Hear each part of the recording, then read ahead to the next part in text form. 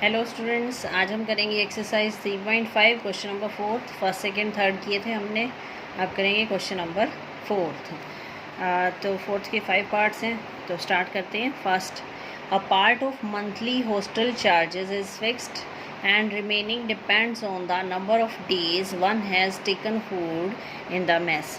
तो इसने क्या कहा है, part of monthly hostel charges is fixed.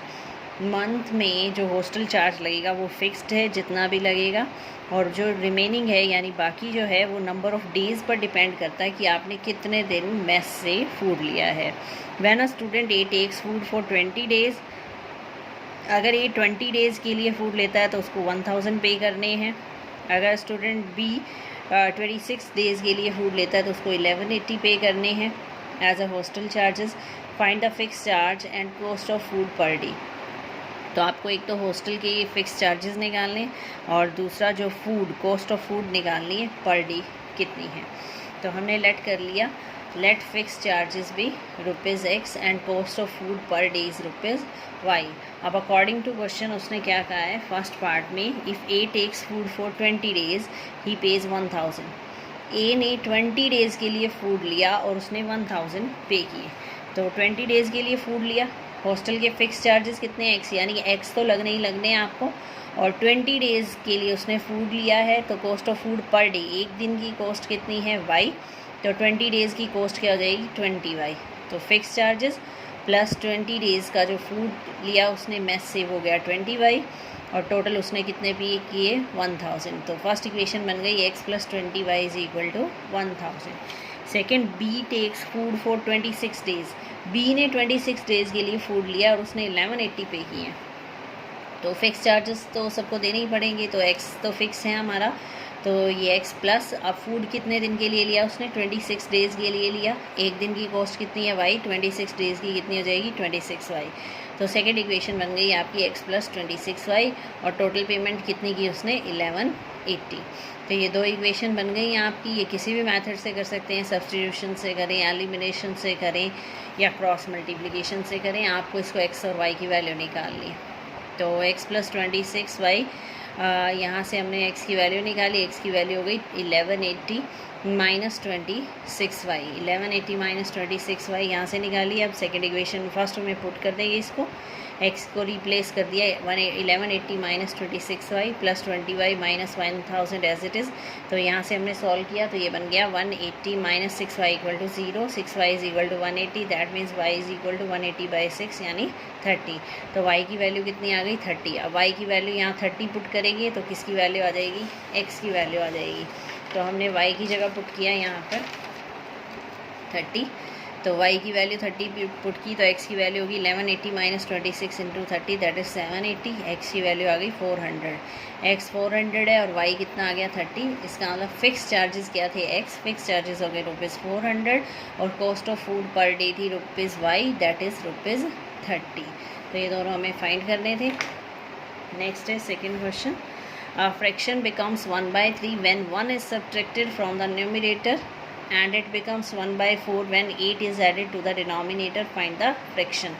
Fraction निकालनी है तो सबसे पहले हमें क्या लेट करना पड़ेगा, let numerator be x and denominator be y।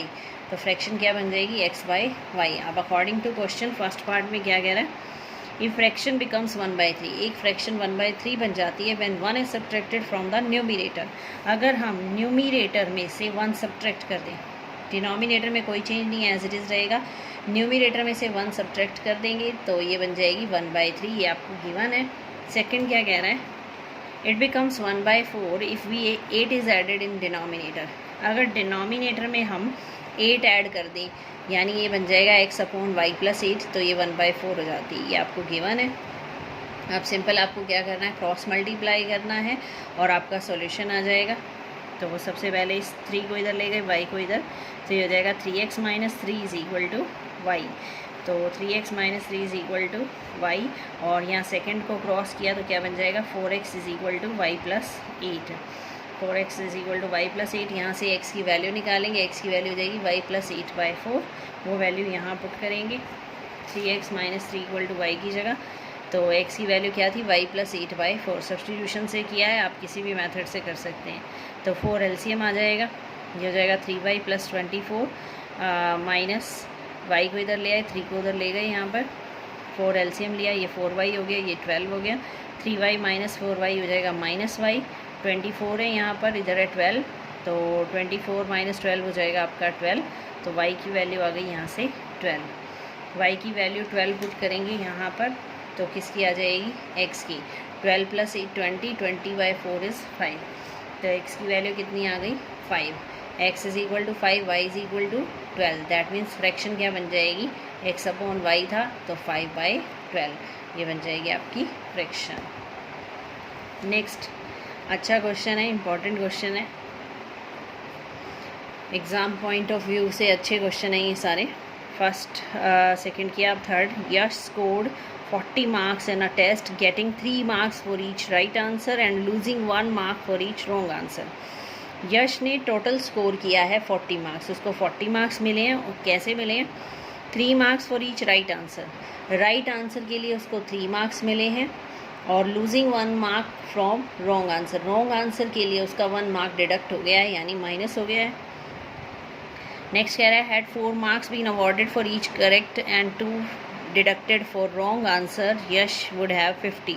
अगर 4 मार्क्स करेक्ट के लिए दिए जाते हैं और डिडक्ट मैंने माइनस कर दिए जाते हैं 2 मार्क्स फॉर इनकरेक्ट आंसर के लिए, तो उसको 50 मिल सकते हैं। How many questions were there in test, test में कितने क्वेश्चन थे ये आपको बताना है। तो हमारे पास 2 टाइप हैं, एक तो नंबर ऑफ़ क्वेश्चंस लेने हैं आपको, करेक्ट आंसर, और number of question with wrong answer. क्योंकि करेक्ट आंसर के लिए मिलेंगे आपको +3, जितने भी उसने कहा है, किसी में 3 का है, एक में आपको 4 का है, और रॉन्ग आंसर की आपकी डिडक्ट हो जाएंगे, यानी माइनस हो जाएंगे। तो let number of question with correct answer x, number of question with wrong answers y। तो हमने मान लिया कि जितने करेक्ट आंसर दिए हैं वो x क्वेश्चन है, जितने रॉन्ग आंसर दिए हैं वो y क्वेश्चन है।